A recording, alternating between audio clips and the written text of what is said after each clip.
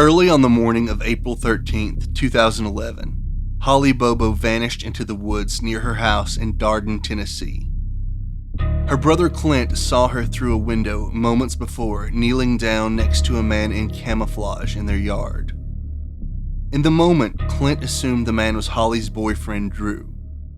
By the time he realized his error, it was too late. Holly wasn't seen again until her remains were found 3 years later. Since then, a man has been convicted of her murder, though questions remain whether the right man is in prison.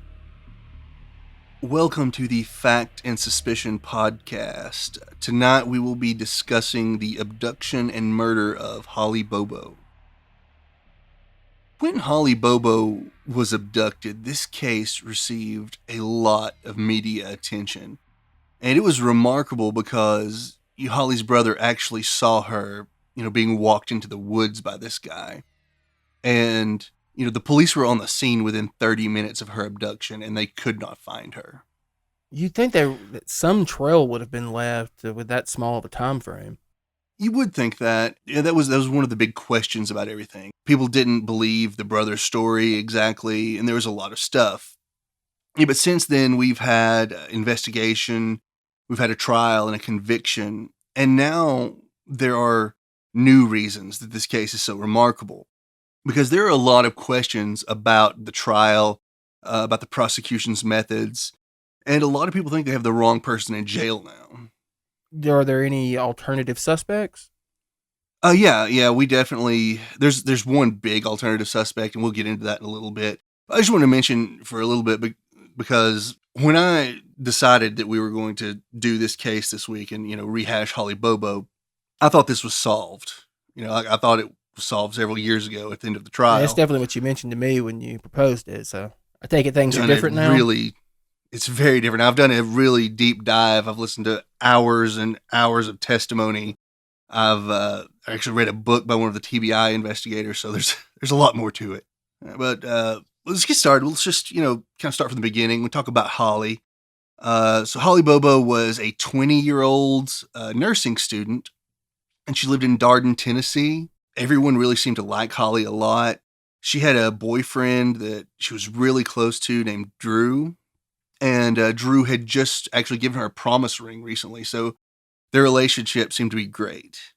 And, then she was abducted. So I want to start, that happened on April 13th, 2011, and I want to start that morning. If you've listened to other podcasts about this, you've probably heard people talk about the calls and things that happened, but I have a very strict timeline about it, so maybe that'll answer some questions, because a lot of people get very confused about this. Well, I'm completely ignorant about the case, so... Right.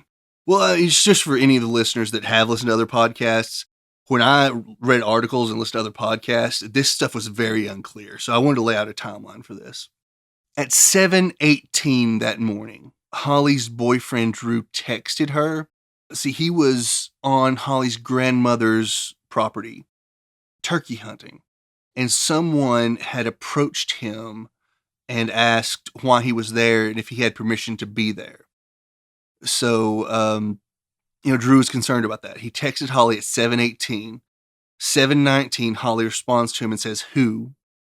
At 7:20, he replies and tells her who, but that information has been redacted. Oh, okay. Because, And then at 7:21, Holly calls her mother and asks her about what's going on. And she has a couple more texts with Drew. And then at 7:41, she texted him back and said, "Yes, it's fine for you to be there." At 7:42, Holly tried to call her boyfriend, but he didn't pick up the phone. Now that's like all of her call history that she actually made that morning. Somewhere between 7:42 and 7:45, Holly's neighbor hears a scream come from the Bobo property. They have neighbors, but they're not really close. It's sort of a rural area. Right. And he couldn't actually see anything there. But he was on his way to work. And from what I understand, he actually had his ex-wife and their child riding with him. I think he was dropping them off somewhere first. And he hears the scream. It's between 7:42 and 7:45. He drives down the road just a little way and then calls his mother, who he lives with in that same home, At 7:47, he makes that call to tell her about the screams. Now, around this time, Clint wakes up to their dog barking, and he takes a look, and he sees Holly in the driveway, and she's kneeling down with a man who is wearing camo. Were they both Now, kneeling, or was she kneeling in front of him? They were both kneeling. Okay. And he can hear them talking, And does it seem contentious at all? She seems upset. But he couldn't. They weren't screaming or anything. There was no screaming, and Clint probably slept through that initial scream right. that the neighbor heard because he was asleep and he was woken up by the dog barking over and over. So Holly does seem upset, and he hears her say no, like in a kind of a sad way, he thinks. And he's still partially asleep. He thinks that this is probably her boyfriend Drew. One, because it looks kind of like she might be breaking up with someone right there, just in the moment. And the guy was wearing camo, and he knew Drew was supposed to be turkey hunting them. Okay, yeah, it makes sense. So he just thinks they're breaking up. So 7:51 to 7:52, Clint makes 2 calls to his mom, but she doesn't answer. She's already at work, so she can't pick up, I think. And somewhere in this time frame, that neighbor, the mother, has called Holly's mother as well to let her know that they heard a scream. Right? So at 7:52, after Clint calls his mom for the second time, he texts her and tells her to call him back ASAP. I think Clint knows something's going on and he wants to see if his mom knows what's going on with Holly, but I'm not sure. This is a little confusing as to why he seemed worried right here, right? Okay. At 7:56, the mother calls Clint back and asks what's going on with Holly. And he tells her, she's outside with Drew. It looks like they might be breaking up. And the mother immediately says, that's not Drew. You need to go outside and shoot him. Wait. I mean, there's a couple questions there. First, how did she know that it wasn't Drew? And why would she immediately go to shooting him? Now, this is a bit questionable, but she would know that's not Drew because Drew was supposed to be across the county turkey hunting, and she'd been discussing that with Holly already this morning. Now, I guess, Drew could have left the turkey hunt and come straight over there, but I can see why she would doubt it.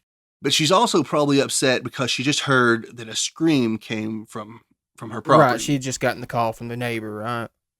Right. And, I've heard a lot of people say, she's really jumping the gun there. It sounds like maybe a little. A little, but just to be honest, I definitely know people that if they think something's wrong, someone's at their house, they don't know at 8 a.m., they might answer the door with a gun, something like that, right? Right. I mean, we both live in the South. It happens. Right, exactly. And if she thinks Holly's in danger, maybe it's best to go out there, with a gun to make sure everything's okay.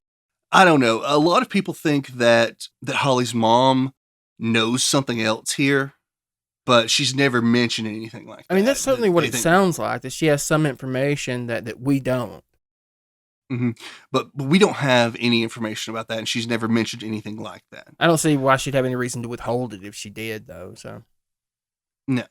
So, Clint goes and looks back outside, and he sees Holly and this man she was talking to walking out into the woods together, and this guy's sort of got his arm on her, but it doesn't look like he's not dragging her out there or anything. But Clint does think this is really weird. So he goes and he grabs his gun and goes outside. They're gone, but he does see a puddle of blood next to Holly's car. And so he's panicked and thinks something terrible has happened, and he calls 911. Do they suspect the blood had something to do with the kneeling from earlier? I'm not sure about the kneeling. Maybe she was attacked, something along those lines, but they did test the blood, and it was Holly's blood. Do you know how much there was? From everything I've read, it was sort of a small little puddle of blood. It wasn't a big amount of blood. Okay. Now, the call between Clint and his mother was 7:56, okay? At 8:05, that neighbor that called Holly's mom, she actually pulls up into their driveway to check on what's going on. And she sees Clint. He's got the phone in one hand where he's on with 911, his gun in the other, and he's walking back out of the woods because he's been trying to, see what was going on out there, trying to find Holly. And then at 8:10 a.m., the police are actually on the scene at that time. Okay, so what I don't understand is if Clint went out there, I mean, if he saw them walking towards the woods and then he went and got his gun, how did he not catch up with them? A lot of people have asked that question. I mean, it seems like a reasonable question to ask, honestly. It is a reasonable question. Now, what I know happened is that Clint may be moving just a little slow here, but he goes back inside. Like he said, he put on some pants and grabbed his gun. And I guess they moved pretty quickly because, and maybe he should have given chase. Maybe he didn't go as far as he should have trying to find them. But the investigators are pretty sure that Holly's abductor had a vehicle close by. So they're pretty sure it was planned then. Yes. Yeah. There was a vehicle close by. And because of the pings from Holly's cell phone and how fast she was moving away, Right. she had to have gotten into the vehicle very soon after leaving there. Because, you have the police on the scene at 8:10, and immediately they're calling AT&T to get a ping on this, right? So was there a clear trek from the woods to an open road? I mean, there would just about have to be if that's the working There were theory. a few options on that. They could have moved through and gone kind of back behind the property. And I believe what was back there was an old logging road. Or they think that the abductor could have actually parked on the side of the road close to the Bobo's driveway, because it was, from what I understand, sort of a long driveway, and you couldn't really see necessarily the side of the road from the house, and just kind of cut through there to the vehicle. Okay. But, they had to have had a vehicle close by to get her moving that fast. And, they immediately started searching right there around the property and couldn't find any trace of Holly. And they couldn't get a trail. I don't know why, but they just couldn't find anything. They didn't even find any more blood? No, they never found any blood in the woods. I believe there were a few more spatters there in the driveway, but it wasn't a ton of blood. And they did determine that was Holly's blood. Okay. Now, Holly's phone continues to move around. They're tracking it with pings till 9:25, and that's the last communication with the phone. You say move around. Does that mean it wasn't going in a straight line? No, it wasn't. Okay. It wasn't. It was, making turns and going different ways there. Okay. So, at 9:25, they think that's when the abductor pulled the SIM card out of Holly's phone, because they found them discarded. I think the phone was on one side of the road and the SIM card was on another. And they think that's when he, pulled the SIM card out so it couldn't ping anymore, around 9:25. Well, that seems to show some level of sophistication, right? It does, yes. Now, in the following days, Holly's lunchbox was found. Her cell phone and SIM card were found. Then there were some receipts with her name on them, and I think there were some of her school papers as well, just sort of found scattered around on the side of the road, different places. Okay. Now, some people have a theory that maybe Holly was throwing this stuff out of the vehicle, trying to leave breadcrumbs for people to follow. But most people feel like it was just the abductor trying to get rid of everything and didn't want to leave, one bed of evidence anywhere. Gotcha. Now, there were a lot of people involved. They did a lot of searches. They never turned up Holly or any really good evidence. The FBI's behavioral analysis unit got involved, and they did a profile. They said this was likely a lone perpetrator, someone that would be socially awkward, and he'd likely done this before. He had experience in doing this type of thing. Does that match the person who's in prison currently? No, not remotely. So I have a question here, and you may not be able to answer it, but do investigators, do they have a theory about whether Holly knew she was in trouble? Because she seemed to have left with the person willingly. Do they suspect that she knew she was in trouble before getting into the vehicle? Yes, because she did scream at the beginning, and oftentimes with cases like this, when someone abducts a person, they will lie to the person they're abducting. They'll say, "You'll be okay if you just come with me. I'll take you where you need to go afterward, but you're going to come with me right now." Right. Anything to either get them in the vehicle or just without incident. Exactly. He probably had a gun or something like that on her, and he told her to be quiet or he'd kill her. Something along So those that lines. could have been what was actually happening, that her brother perceived as them walking together, right? Is that what you're saying? Yes, Okay. it definitely could have. Clint actually said he thought that the man was carrying a deer grunt in his hand, A what? but a deer grunt is sort of like something that deer hunters use, like a call, sort of. I guess I must be a particularly poor Southerner then, because I had no clue. Well, I am no expert on deer hunting either, but some people have speculated that could have actually been a gun that he mistook for that. Oh, okay. So there are no big updates in this case until 3 years later. 3 years? When the Yes. police were Well, on scene within a half hour and her brother was chasing them down almost immediately? there were updates in the case. They had suspects they were following and things like that, but they never found anything until 3 years later. And that's when some ginseng hunters in the woods came upon Holly's remains. Ginseng hunters? Yeah, that's actually a thing that people do, especially in rural areas. They can go out in the woods and find ginseng. And apparently, I'm not extremely familiar with it, but that's something that you can't actually farm as ginseng. It has to grow in the wild. We're talking the herb, right? The herb, Okay. yeah, they use it for supplements, right? And it's something that can, fetch a decent bit of money if you're able to get some ginseng root. So people actually go out and find it and sell it as sort of a side hustle. Okay. Now, some people are out hunting ginseng and they come across a skull. And they turn this in, obviously. They don't pick it up and turn it in, but they call the police. When the police get out there, they're able to locate some other bones. All in all, they found the skull, some ribs, and a shoulder blade. Also in the area, they found Holly's purse, her keys. They found her wallet that still had her ID in it. And there were some other personal items that they found in that general area. Now, according to U.S. Marshal John Walker, who he was working with the cell phone pings, this area where they found her remains is an area where Holly's phone actually stopped moving for about 30 minutes. Ah. So does that mean they're pretty convinced that's where she was killed and not just where she was dumped? I mean, if the cell phone pings I were still think that picking up, was. that seems to suggest that. I think that's a logical way to follow that. However, if you go by the testimony in the trial and the person they convicted, that doesn't seem to line up. Oh, okay.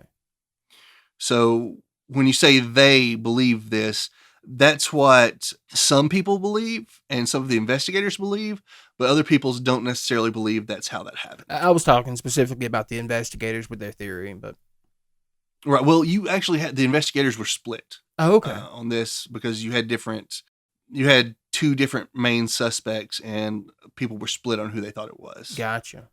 Now, the skull had a hole in the back of it, and forensics believe that she was shot in the head with a .32 caliber handgun. Did any of the suspects own a .32 caliber handgun? For a long time, they were never able to produce a .32 that they thought could be the murder weapon. However, right before the trial started, they recovered a .32 caliber handgun that the prosecution claimed was the murder weapon, but that's a bit questionable too. I mean, it's awfully convenient for sure. Very convenient. We'll get into that a little bit later because it's part of the whole trial. Were there any .32 caliber shell casings in the area? There were no shell casings recovered with her remains. Okay. No. So I'd like to talk about some of the people that were suspected or, people were suspicious of them early on. Okay. Right now. The first person is going to be Holly's brother, Clint. That actually makes sense. There were what seemed like some timeline discrepancies there when you were telling his story. Yeah, Clint's story is strange. And a lot of people have questions about why he didn't go outside immediately and do everything he could to find Holly. Yeah, it's hard to imagine that if he really went out there as quickly as he said he did, that he wouldn't have caught up with them. Right. Though, I mean, we do have the neighbor pulling up at 8:05 and seeing him coming back from the woods where he'd been looking. Right. Okay. I'd forgotten about that. Yeah, I guess Does So that he actually did go out there, but does a that lot line of up people with feel like his he didn't. timeline though? Oh yeah, it definitely lines up. Okay. And it just shows like, how quickly everything happened. Right. But, a lot of people just feel like he could have done more. Now, he did go willingly with investigators. They apparently strip searched him. He surrendered his phone and his computer. They went over all that with a fine-tooth comb. He passed a polygraph. But the biggest thing that cleared Clint was the fact that, he was there with police at 8:10 in the morning while Holly's abductor had her and her phone was moving around. Right. They were Yeah. able to track it leaving the house. Yeah. That pretty much conclusively rules him out then. Right. So, some people think he may have still been involved in something that caused Holly's death, but It sounds more to me like he just didn't respond quickly enough, and even then, I mean, he probably didn't exactly know something was wrong until I'm sure he did everything he could. he did, and I think he was half asleep when this first happened too. That's right. He'd just woken up, so that's another factor. Yeah. So, but they cleared Clint. Her boyfriend Drew was also a person that a lot of people were interested in, but Drew was pretty easy to clear as well. He was off turkey hunting that morning, and a lot of people questioned that. He was off hunting, this person was wearing camo, but he wasn't alone. He was actually hunting with his dad, Ah, and they were across the county. did they have cell phone records to corroborate that? I have not heard about that, but I do know that immediately after the turkey hunt, Drew went into work. Ah, that'd be difficult to do if he had just abducted Holly, I guess. So. Yeah, it's a really solid alibi. All right, who's next? Well, one person they looked into was the neighbor that heard her scream. But, he went on into work after that, and he actually had his ex-wife and their child in the car with him. And he did call his mother to warn her something was going on. So he was cleared pretty quickly as well. That seems like a warning not to report crimes, doesn't it? It does, right? And then there was another man that was brought to the attention of the authorities pretty early on. And I want to get into him more later, but I'll tell you a little bit about him. His name was Terry Britt, and he had a history of stalking young blonde women. Ah, so And she fit his type then. yes, and I don't just mean he was creepy. He really did stalk them. Had he been in And police trouble before? yes, he had 4 convictions of rape, and he had attempted to abduct people before that. There was a lot about his past that suggested he could be involved in this. Did he have an alibi? He did have an alibi, but I want to circle back around to Terry Britt in a little bit. And right now I want to talk about the man who was actually tried and convicted for Holly's murder. And that's Zach Adams. Zach was an early suspect because he had actually been heard around town saying that he killed Holly. Well, that'd certainly get you on the radar, I suppose. Definitely. Now, Zach was into meth really heavily. He was high all the time. And he was also sort of an aggressive guy that liked to intimidate people. So, one of the investigators on the case believed that this was just Zach sort of bragging about something he didn't do. Just being a tough guy. Being a tough guy, exactly. Terry Dicus was the investigator I'm talking about. He's actually the person that wrote a book that I read that he believes that Zach Adams is probably innocent. But he referred to Zach in his testimony as an idiot that just was saying stupid things. So was he in the minority thinking that he was innocent, I suppose, amongst investigators? Not at the time he wasn't, though later on there was a real split among people. And the state, ended up wanting to go with Zach as their primary suspect later on. But early on, he cleared Zach Adams, Dicus did, and everybody kind of went with that. Most people thought Zach was innocent at the time. So do you know when he was picked back up as a suspect? Did something happen? Yeah, I do, and I will get to that in just a moment. Okay. I need to lay a little bit of groundwork before I tell that. Now, Zach had a group of friends that he was with a lot. And it gets kind of confusing with all their names because all of their last names start with A. So I'll tell you who they all are. But from then on, I'm just going to refer to them by their first name so we don't get too confused. Okay. But Zach, Zach Adams is who I was talking about. He has a brother named Dylan. All right. And I just want to go ahead and mention right now that Dylan has, I don't want to necessarily call it a mental disability, but definitely something people refer to as a learning disability. Okay. Not overly bright. Gotcha. Then there was also a man named Shane Austin that they were around a lot, and another man named Jason Autry. So you have Zach and Dylan, who are brothers, and then Shane and Jason. And they're all suspected to be involved in some way? Yes. Okay. And another early piece of evidence that pointed toward them is where Shane lives. Nearby? Right. Well, remember how I said that a lot of Holly's belongings were found kind of scattered along the road? Yeah. Well, a receipt with her name on it was found very close to where Shane lives. It was on the side of the road about 75 feet from his driveway. Ah. I mean, I'm not sure exactly how much that means, but I'm sure there's other evidence. No, but that was an early piece of evidence, and it seemed to point toward Shane and Zach because they were already suspected because of what Zach had been saying. Okay, so the receipt's not what put investigators onto their trail. It was the comments Zach had made, right? Yeah, it was definitely the comments Zach had made that did that. And also, another thing about the receipt is that that was not the only thing on that particular road. There was another paper or receipt, it's like before Shane's driveway quite a bit, and another piece past Shane's driveway quite a bit. Gotcha. So it does seem that, whoever was throwing that out was just driving by. Okay. Possibly.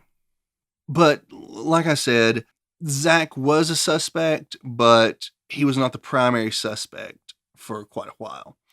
However... Wait, he wasn't the primary suspect even after investigators discovered that he had been going around town admitting to it? No. Oh, okay. No, at the time, Terry Britt was their primary suspect.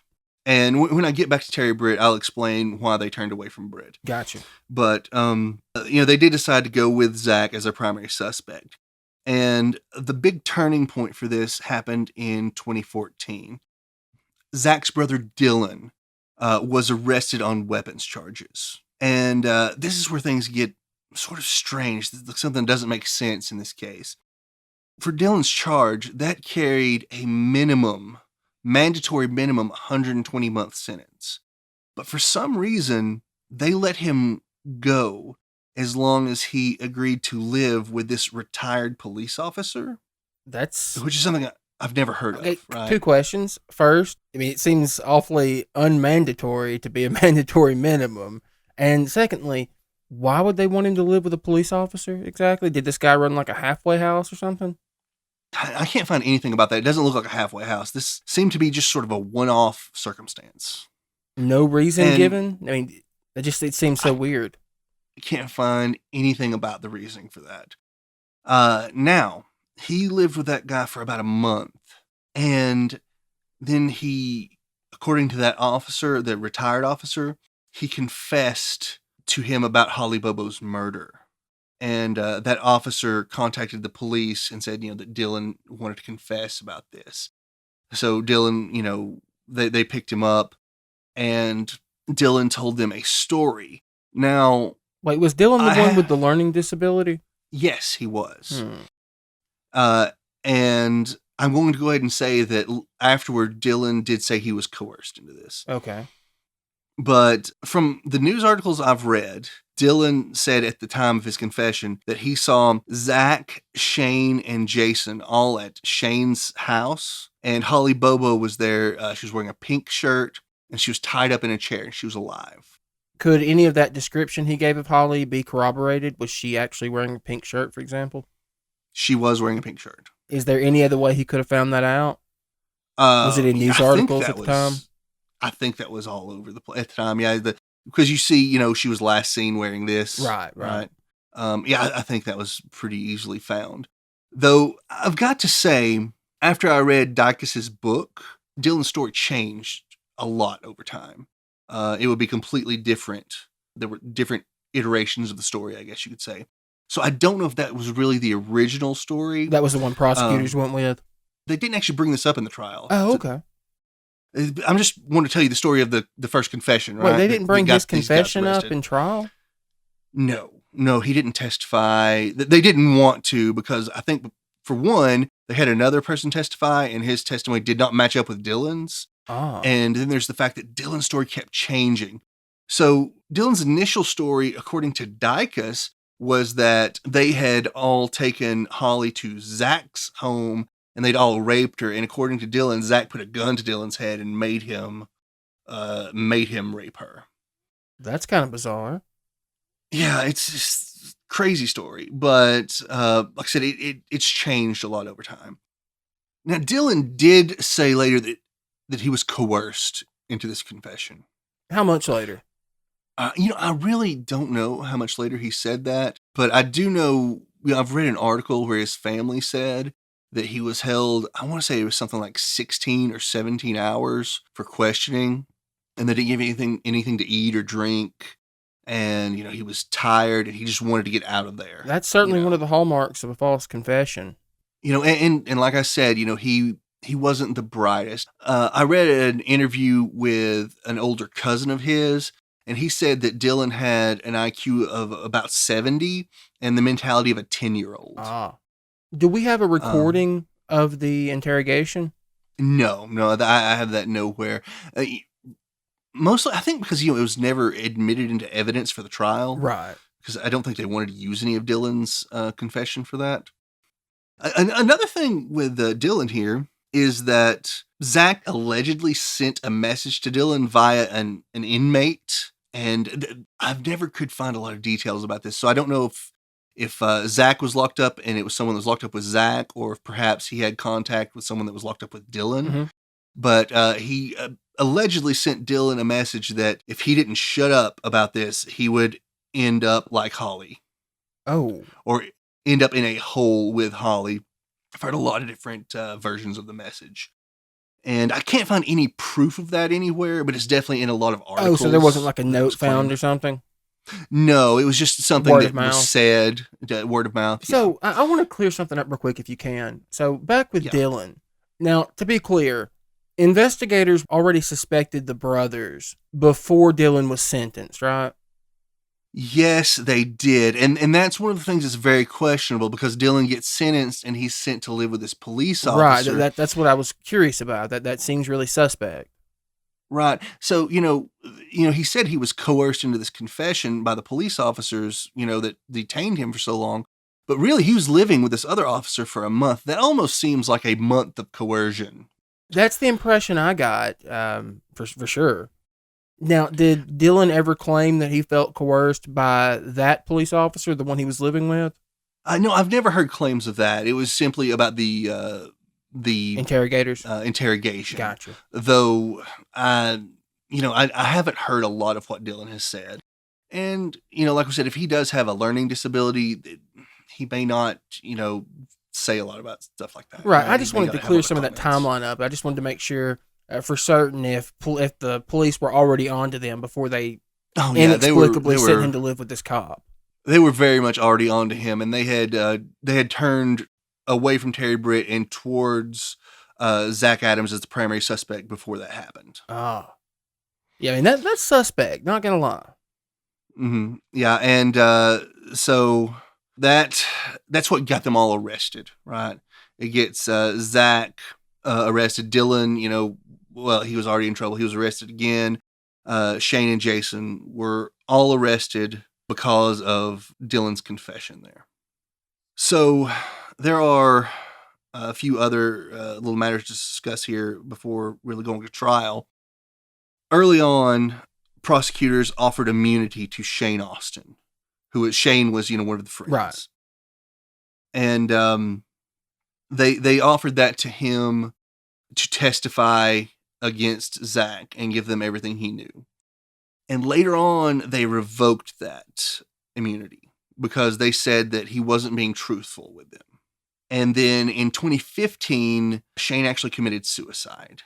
And did he leave a note? He did not leave a note. He left nothing, to implicate himself in Holly's murder. But his lawyer said that he committed suicide because of all the pressure that was being put on him. Like he was being unfairly targeted by prosecutors, and because the media had already judged these four to be guilty. I mean, in that situation, not being honest is prosecutor speak often for not giving me the story that I want. Yeah, and that does seem to be the case here. But, they made the immunity deal with him. I would assume that he would have had to have given them something they wanted for him to get that. But then... Maybe retracted some detail that was key. I don't know. We just don't know. Moving along, this goes to trial. And one really, I don't want to say damning, but a piece of testimony that really hurt Zach in the trial was that of his girlfriend at the time of the murders. Mm-hmm. Her name was Rebecca Earp. And Rebecca testified that she got into a fight with Zach one night at a bar. And he said to her, well, her words in her testimony was, he said he would tie me up just like he did Holly Bobo and no one would ever see me again. Oh. Now, was tying her up, was that consistent with what Dylan had said to happen to Holly? Well, that was consistent with one of Dylan's stories. Oh, okay. Yeah, I forgot he changed his story. And, she did testify to that. However, this same girlfriend was actually also Zach's alibi for that morning, strangely enough. That's bizarre. Because he was at her house, he and Dylan were both at her house, and she said that they were still asleep when she left for work about 9:30 that morning. So did they have some sort of falling out that made her a witness for the prosecution? I mean, I guess that could have been the falling out. Yeah, that was apparently he beat her up and he threatened her like that. But she also did say that Zach later said that was just a joke to see if she would turn him into the TBI. I'm not necessarily buying that. That's a little bizarre. That is bizarre, though this entire case seems pretty bizarre. You're going to have to agree. So was she the star witness for the prosecution? Because, I was thinking if they didn't use Dylan's testimony and the other witness committed suicide, was she basically all they had? No. Okay. The star witness was actually Jason. So Jason sort of laid the whole thing out for them. And this is the testimony that killed Zach, as far as I can tell. He said that morning, the morning of Holly's abduction, he went over to Shane's house. He wanted to buy some drugs, and he goes over and he buys a codeine tablet. Now I've actually read different places that when it was codeine, when it was morphine. But at any rate, he buys that, and then he goes over to his car, and he cooks it up with some meth and shoots it up. And after that, Zach approached him and asked him to help him bury a body. So their main witness was speedballing? Yes, he was. Okay. And Jason said that Zach told him that it was Holly Bobo. Jason had initially thought it was a man named Jojo that owed them money. And Zach said, no, this is Holly Bobo. And in his testimony there, Jason said that it didn't mean anything to him because he didn't know Holly Bobo. However, this was contradicted by an early interview he did when he actually said that he was like a distant cousin of Holly's and knew who she was. This guy already is not sounding like the most reliable of witnesses. No, I don't think so either. But let's move on. Okay. So Zach, according to testimony, Zach and Jason leave in Zach's truck, and Holly's body is wrapped up in a blanket in the back. And on their way to go bury this body, Jason mentions to Zach, he said, I didn't see any shovels and pickaxes. How are we going to bury her? And Zach's like, I don't know. I didn't have a plan for that. So Jason suggests that they take her to the river. And, according to his own words, they were going to gut her and throw her in the river because he explained that it was his understanding that the gases in the intestines were what would make a body float back up to the surface. So they thought she would just sink. That doesn't sound like a thing. Is that a thing? Not that I've ever heard of. Okay. But that's what he said. Moving on there, they get to the river and they're unloading Holly from the back of the truck when she moves and makes a noise, and they realize that she's still alive. So Jason says that Zach pulls out a gun, and Jason goes and looks down the road to make sure no one's coming, and Zach shoots her in the head to kill her. However, for some reason, and he doesn't explain his testimony, they didn't dispose of her there in the river. They decide to load the body back into the truck, and then Zach takes Jason and drops him off somewhere, and Zach goes and disposes of the body elsewhere. That makes, or at least seems to make, no sense. It doesn't. Why would you choose to load a body back up and drive around with it like that? I don't know for sure. I thought maybe they thought that someone might have heard the gunshots, so they didn't want to take the time to gut the body like they said they were going to. But that wasn't explained in testimony. The defense didn't have any questions about that? I didn't actually listen to the cross-examination of him. Oh, okay. I listened to his initial testimony, but I don't know why they didn't grill him on that. Now, another thing that's very convenient, if you'll notice here, is that Jason, according to his testimony, was not present for the abduction or the rape. Right. He was just there to see Holly actually murdered by Zach, and he wasn't there for the disposal of the body in that story. Exactly. That is really it's very convenient, right? A little sus. And now Jason did say that he knew where Zach disposed of the body, and he gave them an area, and I do not remember the name of that area, but it was not the area where Holly's remains were found. So I'm also noticing that this story is completely different from Dylan's. It is. It's completely different from Dylan's, and I think that's why they didn't want Dylan to testify. They didn't want these two different stories, because they didn't even bring Dylan's confession into this, right? Right. They just went with Jason's testimony. For one, it probably looks bad if you're getting testimony from someone who's mentally handicapped. And for another, this story seemed to explain things better, I think.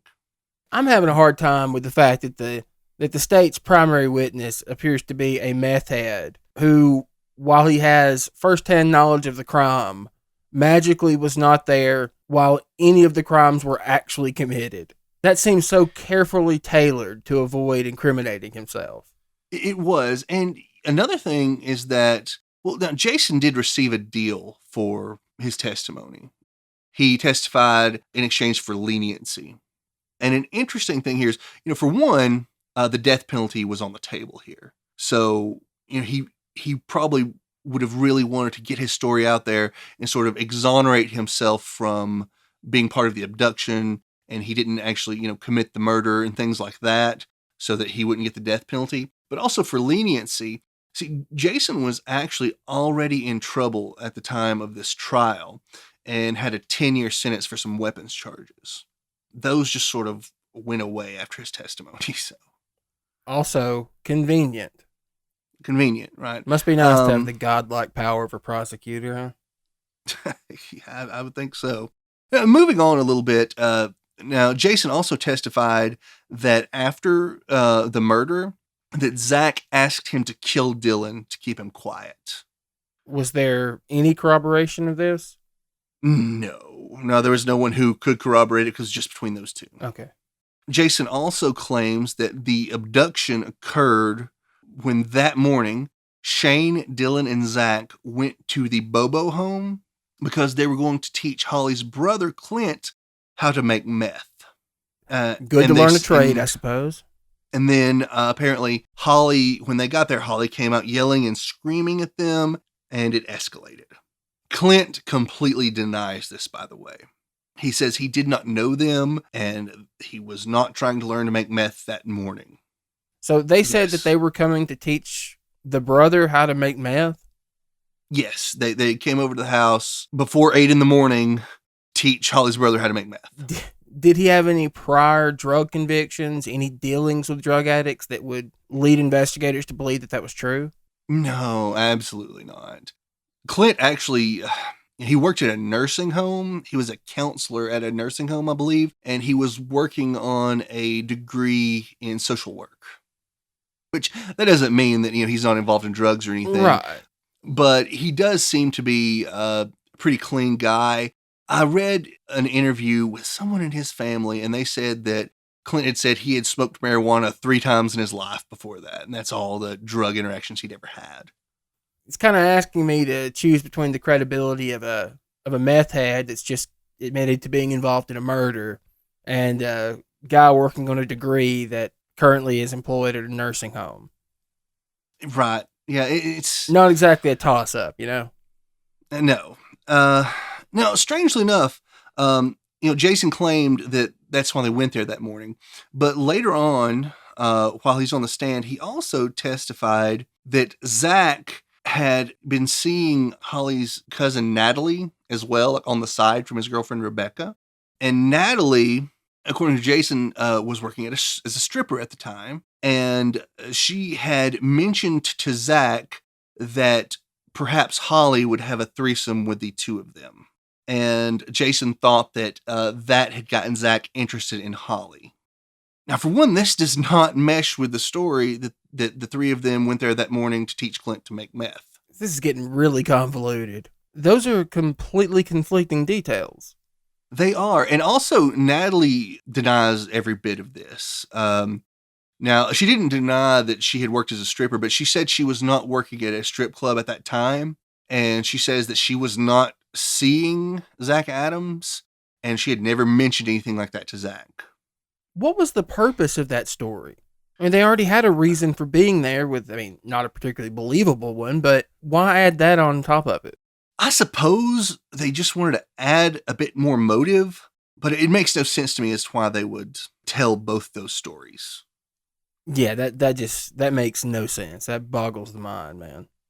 You can actually watch his entire testimony on YouTube, and that's what I did. I don't guess you got to the cross-examination portion of this, and I'd love to see what a defense attorney does with that. No, I watched, I want to say it was 3 hours of Jason's testimony, and that was all the prosecution. Though, I'll be honest, from what I've seen with the defense attorney, she did struggle a bit in this trial. I'm not sure if she was a public defender, but I think she may have been a little bit out of her depth with the prosecutors. It's possible. I mean, particularly if she was a public defender, she was probably overworked, underpaid. I don't know if she was a public defender. I don't know that for sure. But, moving along with Jason's testimony, he did also testify that Shane, Dylan, and Zach raped Holly in a barn on Yellow Springs Road before taking her to Shane's house. And where is Yellow Springs Road in relation to Holly's house and Jason's place? I am not exactly sure. I've seen a map of this, but the roads weren't labeled. Okay. Though I do know some of Holly's belongings were found on Yellow Springs Road. And I did hear testimony from one, I want to say it was actually a police officer, that said that Holly's phone signal did linger for a bit on Yellow Springs Road, but it was not where that 30-minute gap was. That was in a different area. I think the Yellow Springs Road linger was only like 5 to 10 minutes. So that doesn't exactly match up that all three of them raped her there in that short amount of time. Had anyone else mentioned a rape prior to this?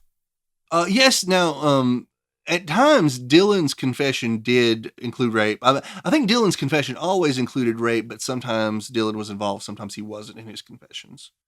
And there's a little bit more about rape that I'll get into in just a little bit. I want to, I want to continue and get everything with Jason out of the way first. Okay. And there's not a lot more with Jason, but interestingly, as far as all his testimony goes, early on, Jason offered up an alibi that he was doing work on a house in another county, and his cell phone records actually backed that up, and his boss backed up his alibi as well, that he was not around that day. And wait, the timing of this would have precluded him being involved in Holly's disappearance? Yes, it would have. So that's a bit confusing, though. Do they think the boss was lying, or do they think the cell phone records were wrong, or what? I'll be honest, I do think he came back into the county later on. If Jason was telling the truth, maybe his times were mixed up a little bit about what time he met with Zach. But, according to his testimony, he had not gone to work that morning. I've listened to his testimony. And, perhaps just if he was telling the truth, maybe he and his boss were confused about which day it was. Maybe he offered the the alibi up front and then, decided to recant it. Do you know if he had a I don't physical know. timesheet of any sort? No, he did sort of under the table work. Gotcha. Okay. So there wasn't any sort of physical timesheet, no. And I do know from what I heard about the cell phone records, he did come back into the area later on in the day. It was just a bit later, I believe, than when he said he was there. Now, this is not something that I actually hear mentioned a lot in any of the articles, but I do know he had an alibi early on that was backed up, and then that was just sort of gone later when he testified. Well, anything more than surface level would require journalists to do work, so we'd hate for that to happen. I'm not trying to disparage journalists, but I feel like I've done a lot more digging than almost any journalist has on this particular case. That probably wouldn't be difficult in my experience. Now, another thing about the trial, we mentioned earlier that she was believed to have been shot in the back of the head with a .32 caliber. Right. Just before the trial started, a .32 caliber Smith & Wesson revolver was recovered, and the prosecution believed this to be the murder weapon. Awfully convenient. Was there any physical evidence tying it to any of the people involved? Well, it was tied to Shane Austin. Shane Austin had traded this gun to a man named Victor Dinsmore for 12 morphine pills, according to Victor. Victor was a drug dealer that sold a lot of stuff to Shane, Zach, Jason, these guys, right? Now, Victor says, it was sometime after Holly's murder that Shane traded him that gun for the pills. And then Dinsmore gave the gun to his wife. He wanted her to carry it to protect herself. Then later on, when Zach and Shane and everyone came under scrutiny for the murder, Victor disposed of that gun because he was afraid that may have been the murder weapon. And he, threw it out somewhere. And later on, he led authorities back to where that was, and they found it. Now, it was very rusted when they found it. And then they also tested it, and there was no blood in the cartridge, as would be expected. If, someone shot at close range, there would be blowback and blood spatter on the gun. And they found none of that on that. Now, the defense argued that the gun couldn't have even been fired because it was in such bad shape. But again, it's unclear exactly how long that was laying on the ground outside. So the gun could have been in much better shape when it was thrown out, though I don't know how much that would have affected if there's any blood inside the cartridge or something like that. Interesting. Yeah, so that's a little unclear, but they do have a gun that they argued was the murder weapon. And how soon before the trial did you say this was found? I don't know exactly when it was found, but I do know that they had to postpone the beginning of the case a bit after they found the gun. Oh, okay. Because they had to process it. Right. Okay. So it was very soon before the trial. Now, Victor Dinsmore, the man that traded for the gun, he also testified that on the day that Holly went missing, he heard Zach and Shane arguing about, quote unquote, who was going to hit it first. Now that, that could be, I suppose, talking about Holly, but that could mean something else as well. And he said they sort of got into a scuffle about it, and Jason broke them up and got them out of there. Have either of them corroborated this or mentioned what they were talking about? No. Well, Shane committed suicide. Oh, so, right. I forgot. Yeah. Right. And then, Zach isn't going to corroborate that at all. No, of course, yeah. Now, Jason did corroborate that story. I seem to remember, didn't necessarily talk about it being said at Victor's house, but he did say that Shane and Zach had been arguing that day about who had hit it first as far as Holly went. That's Jason's testimony again. Right. So there's a bit of question about how reliable that is. I mean, that seems to be a common theme here, reliability issues. So I would like to mention some more things about the trial outside of Jason's testimony. And this is not necessarily things about the trial, but just some evidence, right? Okay. There was a palm print left on Holly's car, and it was not Holly's, and they were able to rule out Zach, Shane, Dylan, and Jason from making the palm print. That seems to hurt the case a bit. And none of the four of them fit the description that was given by Clint Bobo. If you'll recall, Clint saw Holly and the abductor walking into the woods together. Right. And Clint said that he was about 6 feet tall, about 200 pounds, and he had long, dark hair that hung down below his collar. And he also, because he heard his voice when they were in the carport, said he had sort of a deep, raspy voice. Did any of them match that description? None of them matched the description, and none of them had a deep, raspy voice like that either. The closest one to the description was Shane Austin, because he was about 6 feet tall and about 200 pounds. He fit the build, but he had short, bright red hair. Also, they were able to trace their cell phone pings as well, the four of them. None of them matched up with the movements of Holly's phone.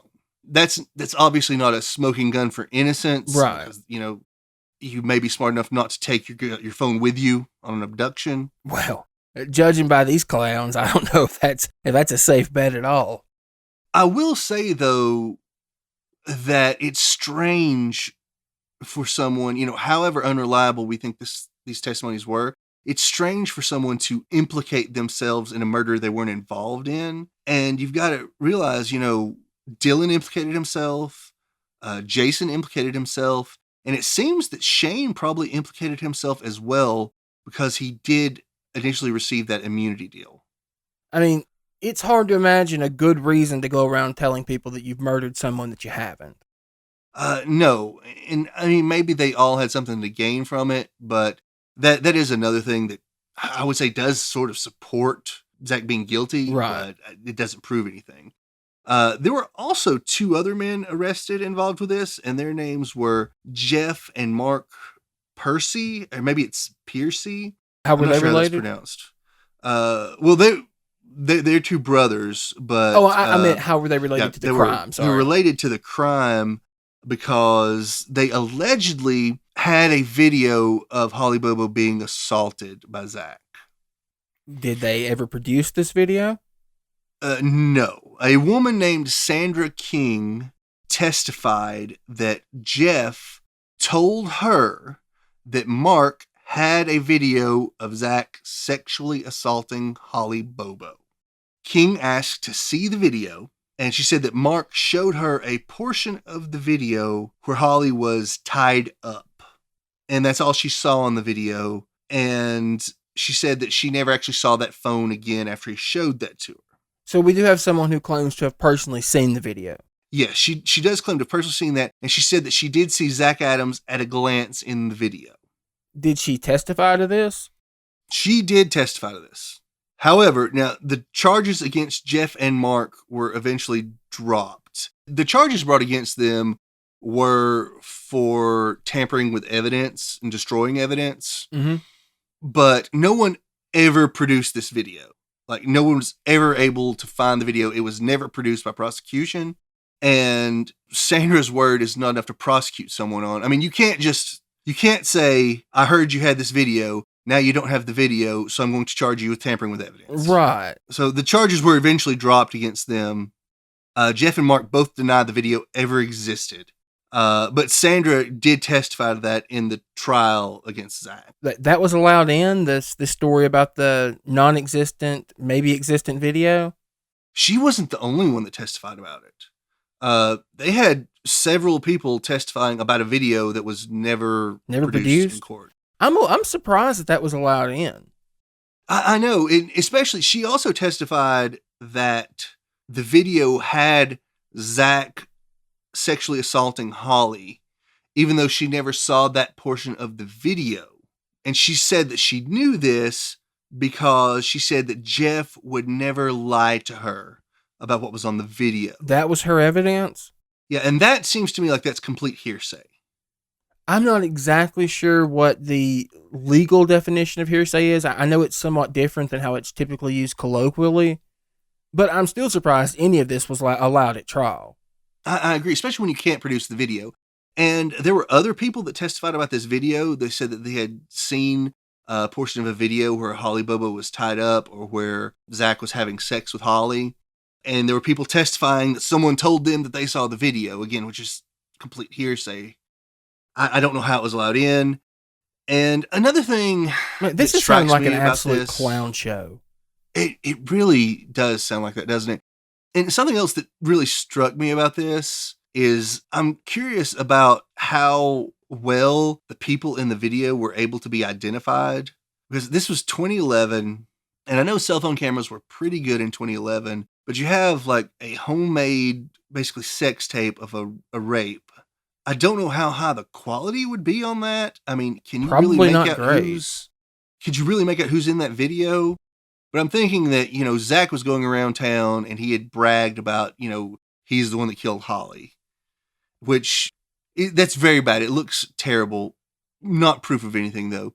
But that's a rumor that's going around. And then all of a sudden, someone produces a sex tape of, a tall, thin guy with dark hair having sex with a blonde woman. And all of a sudden, this is the rape video, perhaps?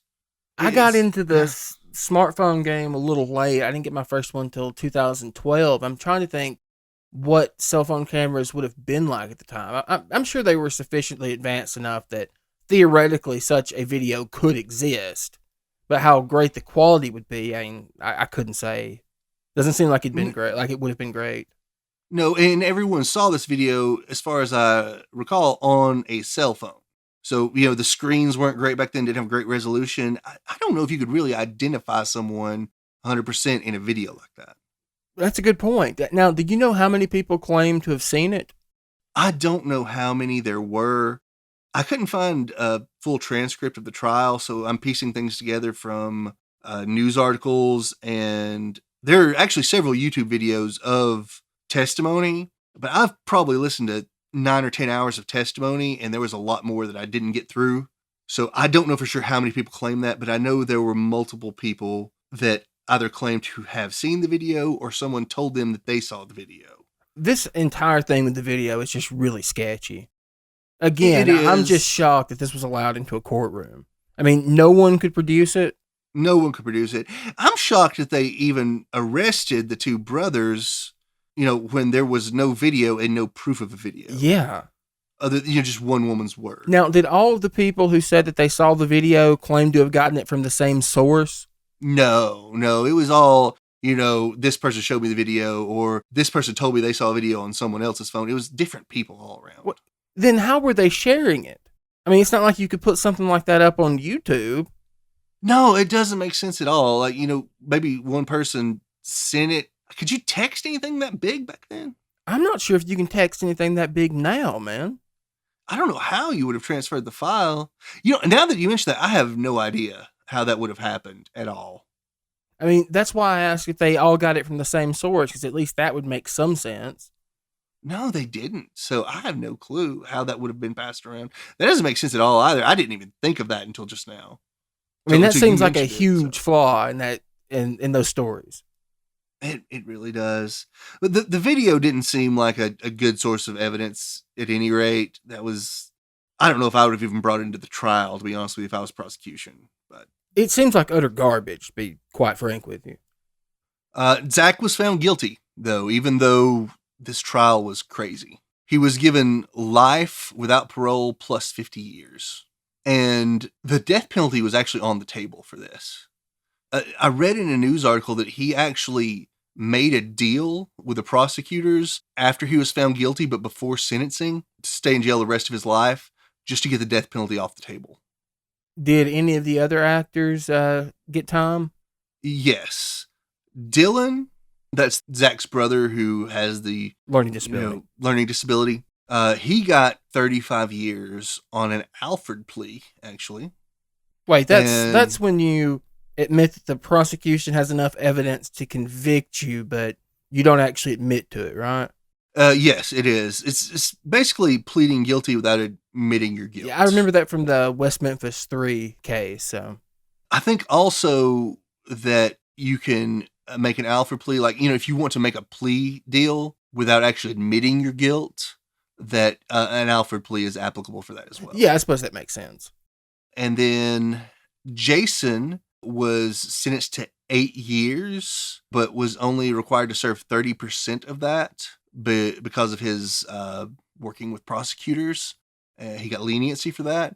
But he was actually already supposed to be serving a 10-year sentence, and that was just sort of erased for his 30% of 8 years. And he was released in September of 2020.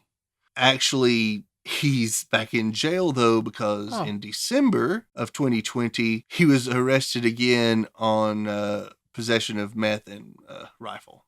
I guess being the star witness has its perks, huh? It seems so, but also seems like he squandered that. But you can't think stupid, so. Yeah. But yeah, it's really crazy because Zach was convicted with absolutely no physical evidence. Yeah, I'll be honest. I'm not particularly impressed with the state's case.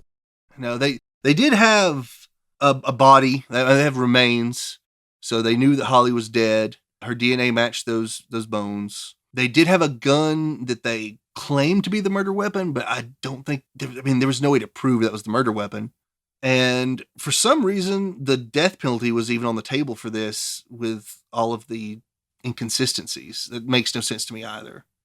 But I would like to move on from that and talk about the other suspect, who is Terry Britt. Oh, okay. This is the guy that we were going to get back to, right? Yeah, and a big part of the defense's case was that there was actually more evidence that Terry Britt was the murderer than there was for Zach. Well, that wouldn't take much, to be honest with you.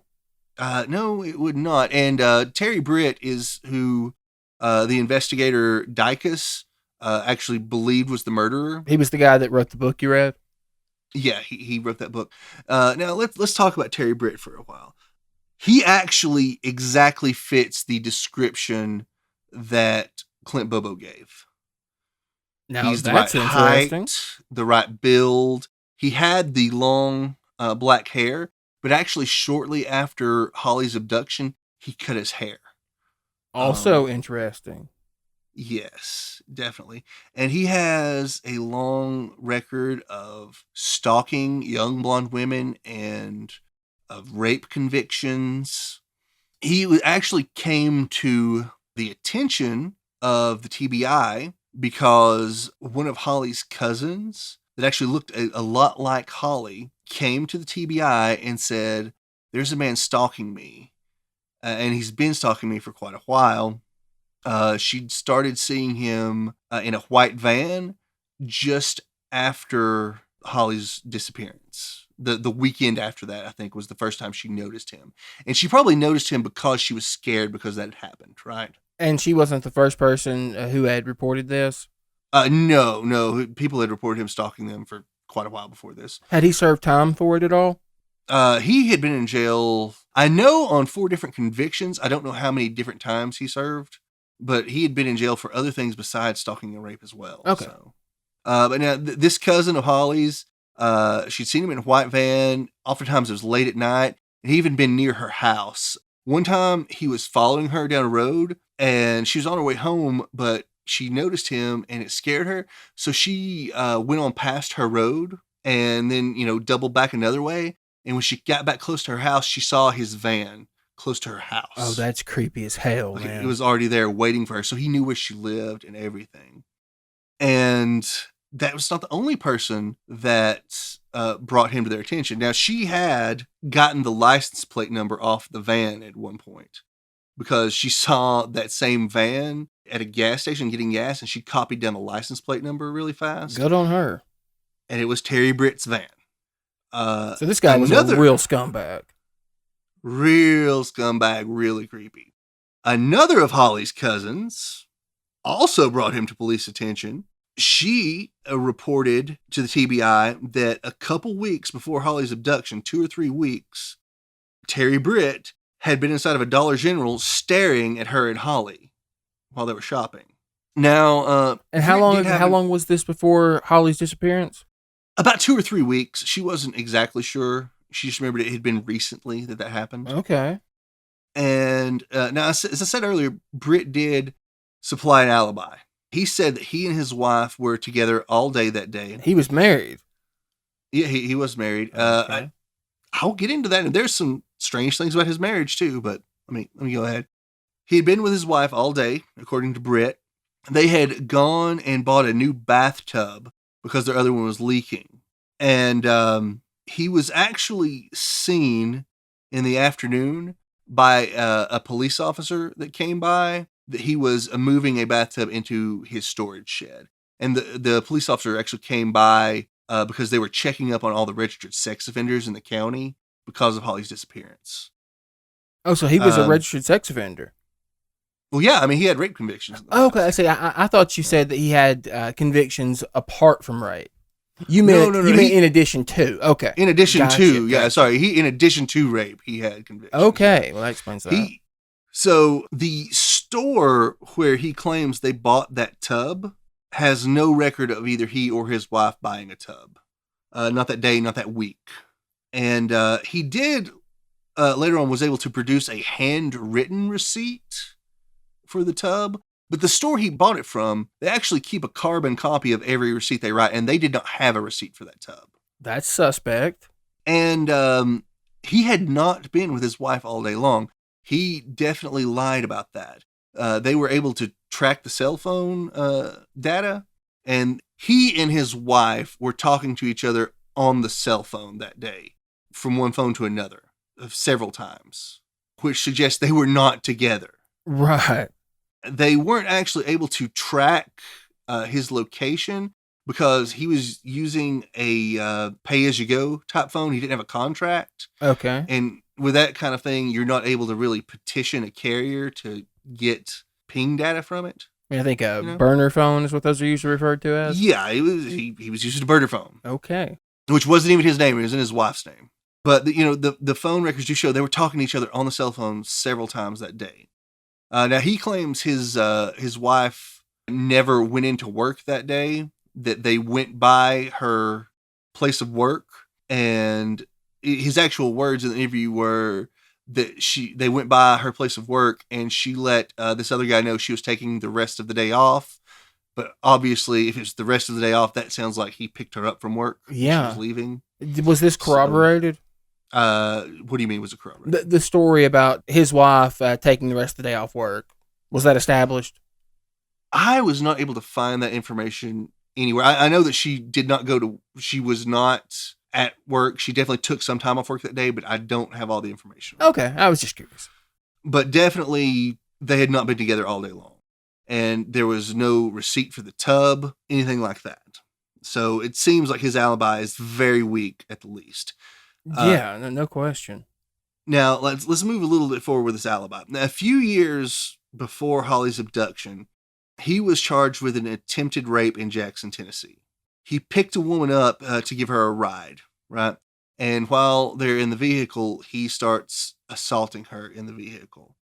And she's terrified. If they come to an intersection with a stoplight, he has to stop. She jumps out of the vehicle and runs to a police officer to get away from him. Now, the really interesting thing about this case is that when that happened, Terry's wife was in the vehicle with them. Really now? Yes. So she might have been involved in his crimes. At least willing to cover them up. Now, I told you that he'd been in jail for other rapes in the past. Mm-hmm. Would you like to wager how Terry and his wife met, his current wife? Oh, no. They were pen pals in prison, and when he got out, they got married. That's disgusting. It really is. So she's one of those sickos that's like attracted to crazy people. It seems so. Okay. And this woman is his only alibi? Yes, she is his only alibi. Okay. Now, as I said, Britt had 4 convictions of rape or attempted rape before this case. And if you just look at the statistics, authorities believe that only 1 in 7 rapes are actually reported. So if he had 4 convictions, I mean, how many has he probably committed? It's a good question. So, he seems like a dangerous person. Now, he was interviewed later on by Dykus. And in that interview, at one point, Dykus asks him, what he thinks probably happened to Holly. So I guess that's sort of an interview tactic that they use on people. Yeah. And Terry starts telling a story of how, Holly's good-looking girl, so he knows why they wanted to abduct her. And as he's going through his story, he changes the pronoun he's using for Holly. And instead of saying her, he starts referring to Holly as it. You've got to be kidding me. No. And that's, I mean, at best, that is massively creepy, right? It implies guilt to me, but it gets worse. Then referring to a human being as it? Yeah, there are worse things I'm going to tell you about his possible guilt. Okay. So they did get a warrant to search Terry's home and property. The couple had 2 pickup trucks and 3 vans. Cadaver dogs hit on a pickaxe and a shovel and 2 of the vans. Now, they did not find any DNA evidence matching Holly. Did it match anyone else? They did find something. Let me tell you this. Okay. In the 2 vans, they found 2 blonde hairs. Now, neither Terry or his wife are blonde. And these blonde hairs were microscopically identical to Holly Bobo's hairs, but they did not match DNA-wise. Okay. So, in Dykes' book, he says there's actually a 10% chance that over time, Holly's the DNA in her hair changed through a process called heteroplasmy, and I'm not familiar with it. Yeah, me neither.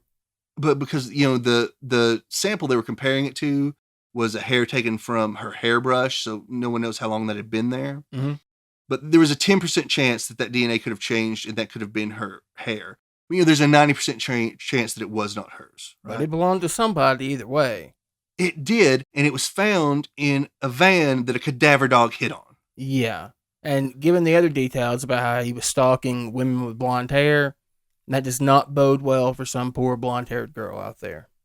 No, it absolutely does not. As I said, he matched the description to a T, and he actually had the same kind of deep, raspy voice. Clint Bobo actually picked Terry's voice out of a lineup. Really? And he said he was 80% sure that was the voice that he heard. Now, they also did a physical lineup, and Clint was not able to point out Terry Britt in that physical lineup. However, at this time, there were a lot of people with the state that were moving away from Britt as the primary suspect, and they were wanting to move more towards Zach Adams. I guess that the confessions tilted the scales there. The problem with that is, though, that Dykes' superiors didn't let him just do a regular lineup where Clint could look at them, sort of face to face through a glass. They made them do it through a security camera in the jail. And it was just at a weird angle, and it was, not good quality. And I guess that's because he didn't get to see him up close. I don't know. That didn't make sense to me. I mean, I guess you could say they were trying to recreate the environment that he would have seen him in originally, but I've never heard of that being done before. I mean, I'm not an expert on police procedures either, but that does seem really bizarre. But there was something else that seems even more damning. A U.S. Marshal was talking to Terry Britt. He wasn't interviewing him, trying to gain information, but I feel like he was just laying out, what they felt like they had against Britt. He sort of laid out this entire timeline he thought he had, because this U.S. Marshal was the one that was working with the cell phone pings. See, the Marshal Service has to deal with that a lot when they're trying to track down fugitives. So they actually had enlisted the U.S. Marshals to deal with their cell phone pings. Oh, okay. And this Marshal was sort of laying out to Britt their theory of the timeline and where they went from here to here to here. And according to that Marshal, Terry Britt said to him, "Yeah, it looks like you've got it all figured out. I'll plead to it, and you can close the case." So the Marshal... Are you serious? He said that. I guess Britt denies that now. He denies it now. See, the Marshal wasn't there to gain information. That wasn't his role, and he had to get the TBI to come get a confession. When he got back with the TBI, he wouldn't talk. Changed his story. So it's just really crazy that happened. But there were a few reasons that the state wanted to move away from Britt as the main suspect. And the main one is that they did wiretap his phones. And in his conversations with his wife, it became apparent that if he did kidnap and murder Holly Bobo, that his wife didn't know about it. So her alibi would have been legitimate in that case? I'm not saying the alibi would have been legitimate. I mean, She she still could have been probably protecting him, but would have been protecting him, but, you know, he laid it out to her, I'm sure, because he said this later, that he felt like he was going to be a target for the investigation because of his history. So he probably, told his wife, if you don't tell them that you've been with me all day, they're going to really suspect me for this, and I won't have an alibi. Does that make sense? yeah. Right. So, but it became apparent that his wife didn't know that if he did murder Holly through the wiretaps. So, a lot of people in the TBI and the FBI at the time felt like that exonerated him. And they also felt like Clint was probably lying because, Clint's story, it doesn't make a ton of sense, right? The brother. Right. No, Holly's it brother. doesn't at all. And they thought he was probably lying about something that went on. And they thought, there were probably drugs involved some way that, the family had gotten into some kind of trouble because of the way that Clint's story didn't make sense, and because of the way that Karen and Bobo seemed to really jump the gun and tell Clint to go out and shoot the guy. They felt like she knew more than she was telling as well. I mean, I can understand that. Her story is a bit weird. Yeah. So the Terry Britt theory really doesn't go with that, because in that theory, he would have been stalking Holly for a while, and just sort of like, came out there laying in wait, waiting for her to come out. And his intention was to take her and rape her. And that doesn't go with, families into some trouble and there were some drugs involved, something like that. That seems like such a stretch, though, to make that like a primary theory. Yeah, it does. But, apparently people thought that Zach was, the stronger case. And it's probably because, he was going around town and he'd said things about it, right? Yeah, I mean, that definitely plays better with a jury.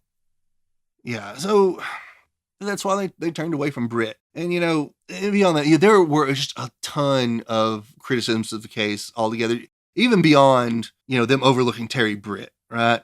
The prosecution kept dropping charges and adding charges to the guys they had in jail, which is, I guess, just a tactic to keep them in jail. Again, the power of a prosecutor. I mean, it's not uncommon for prosecutors to do that either, but it's still underhanded. No, of course, yeah. Also, these defendants, when they were arrested, they were arrested and charged completely based on Dylan's confession.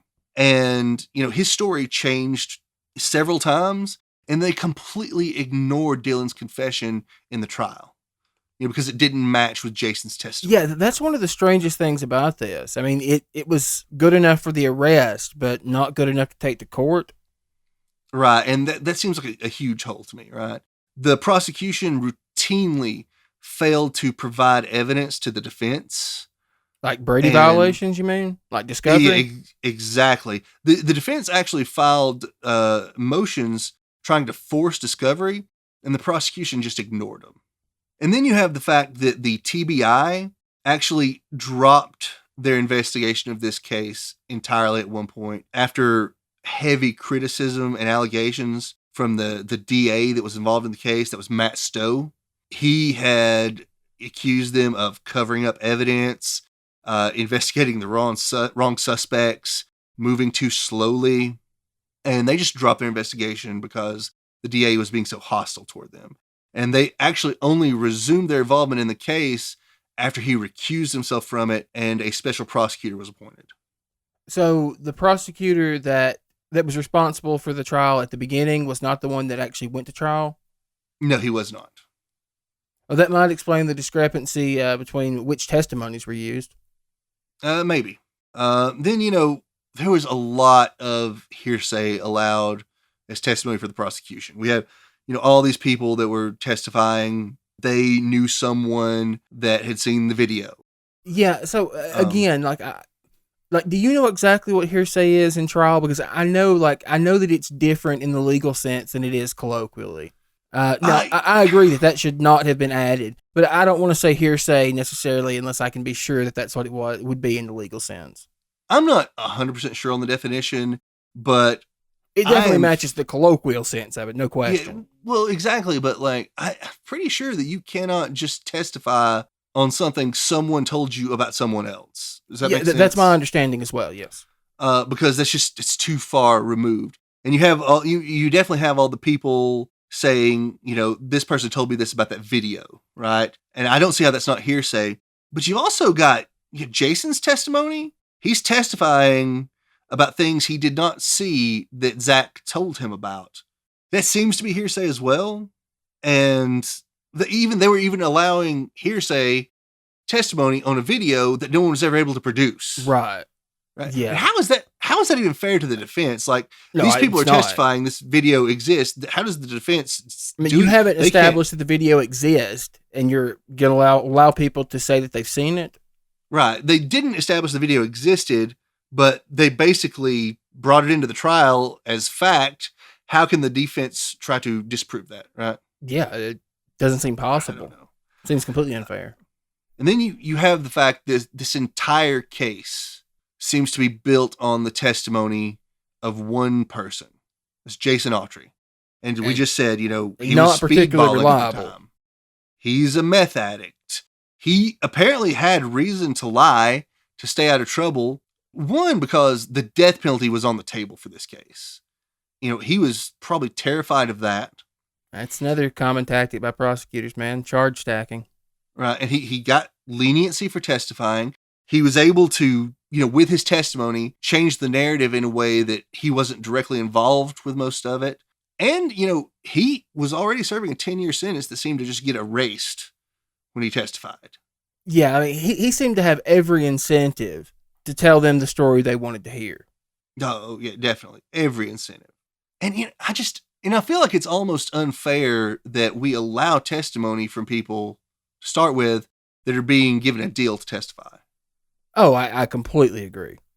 I get you have to do something to get these people to talk, but how many of them lie because of that just to get the deal, right? Yeah, I mean, and the defense doesn't have that same luxury. No. They don't have the power to grant that sort of thing. No, if a public defender could, grant leniency to someone for testifying, I think our trials would go a lot differently. Probably so, yes. But, and not just that, not the fact that it was just built on one person's testimony. There was no physical evidence at all.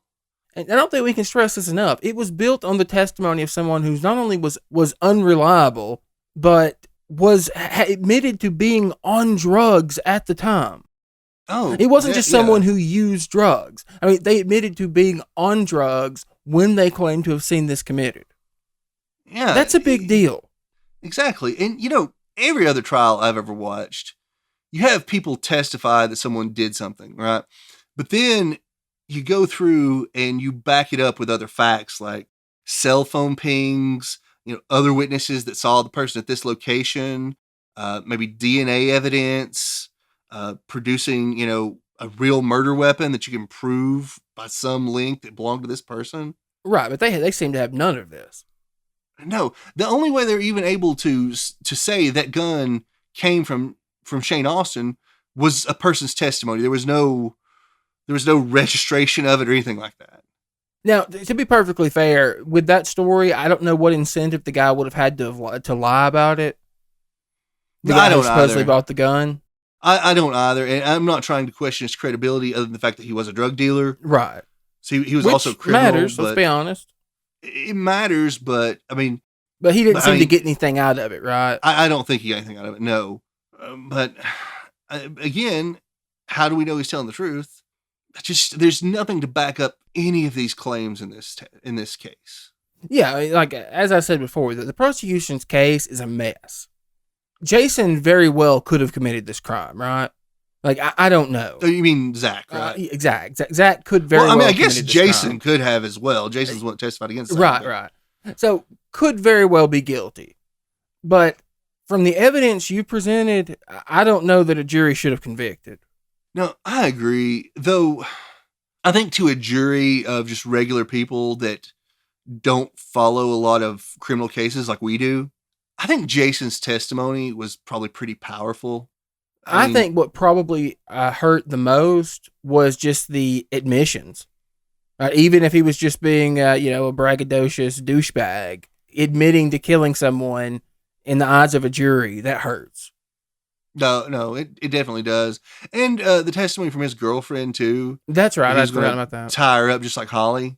And that he had, beat her up and everything. And if he made the other admissions, I don't doubt that he said that, too. No, not at all. I don't think she's lying at all. Especially because she never actually changed her story that he was there asleep when she left for work. Right. She didn't. I feel like she was being completely truthful. Yeah, she could have retracted his alibi if it was just for spite. Yeah, and she didn't do that. So I feel like she was being truthful. And I feel like Zach's probably a pretty terrible person, but it doesn't make him a murderer or a rapist, you know? And I'm not saying he didn't do it either. I am not making that claim whatsoever. I'm not going to write a letter to the governor of Tennessee saying you need to pardon Zach Adams. Right, no. I just feel like, I do feel comfortable saying that I don't think there was enough evidence to convict him. No, I think the prosecution definitely, they should have had to do a better job. I don't think it probably shouldn't have ever gone to trial, to be honest. I mean, with the case they had, yeah, I'd have to agree. I actually also, I have to mention that Zach Adams did appeal, but his appeal was denied in August of 2020. It's not surprising, our appeals process. You basically have to find some sort of procedural flaw, on appeal. Right. And, I think they were pretty, careful about, crossing the T's and dotting the I's in this case. Even if, they didn't have much evidence. It's just somehow they managed to get a conviction with nothing tangible. Yeah, I mean, like I said, admissions like that it plays well to juries. So I know this has been a long episode and we've been to a lot of depth, but did I cover everything? Do you have did anything else not make sense? Did I answer all the questions? I think that just about covers it, man. You've been pretty thorough. I mean, I think this is easily the longest episode we've had. Yeah, I just wanted to make sure I covered all the bases because when I first started looking into this and I watched some YouTube videos, I listened to some other podcasts, I came away with a ton of questions of things that just didn't add up. And I set out trying to answer all those questions for this episode. And I got into a lot of stuff, and I just want to make sure that, I have left no stone left unturned in this particular episode. Well, I have nothing to compare it to, really, because I haven't heard anything else about this case. But I can tell you that from what you told me, while I'm not prepared to say that Zach is innocent, definitely doesn't seem like there's enough evidence to have found him guilty. While I presented a lot of evidence that Terry Britt could be Holly's murderer, I do not necessarily believe that he was. I simply don't feel that the prosecution accomplished what was necessary to prove the guilt of Zach Adams. I don't believe that someone should be convicted of murder when there is no tangible evidence, especially when the death penalty is on the table. Sadly, I think there will always be questions lingering around this case. While I'm not willing to take a side, I will say that I don't think I could have cast a guilty vote had I been on the jury.